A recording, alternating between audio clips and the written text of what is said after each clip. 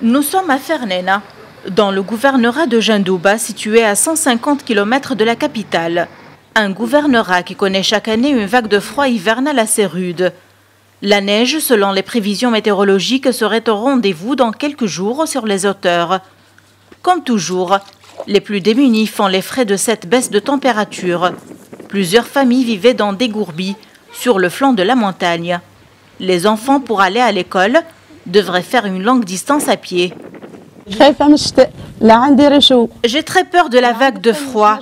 Je n'ai pas de quoi me réchauffer. Mes enfants manquent de couverture et mon mari est au chômage. Les conditions de vie ici sont cruelles. Nous vivons dans des gourbis qui ne pourront pas résister à la vague de froid. Nous sommes dans une situation misérable. Nous demandons au gouvernement de nous aider, nous fournir un logement et de nous trouver un travail.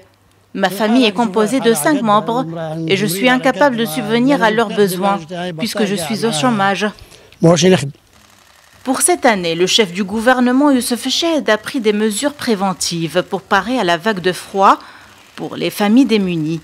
Il a décidé d'entamer immédiatement l'amélioration de l'habitat de 1000 familles démunies dans les gouvernorats de Jendouba, du Kef de Seliena et de Kasserine, et ce pour un montant global de 5 millions de dinars. Ces familles sont réparties entre les délégations les plus exposées à la vague de froid. Nous visitons de nombreuses zones frontalières qui connaissent des difficultés. Ces zones sont importantes car elles constituent le premier bouclier dans la lutte contre le terrorisme. Donc l'État et le gouvernement ont le devoir de les aider, de leur fournir de l'eau potable, des routes et des chemins praticables. Drapé de son manteau blanc, Jendouba offre un très beau spectacle. Mais l'on sait que les chutes de neige provoquent aussi des dégâts. Les mesures préventives prises par le gouvernement visent à éviter le risque d'isolement et d'enclavement des habitants et de certaines localités dans cette région du nord-ouest de la Tunisie. Une région où les habitants demandent encore leur droit au développement.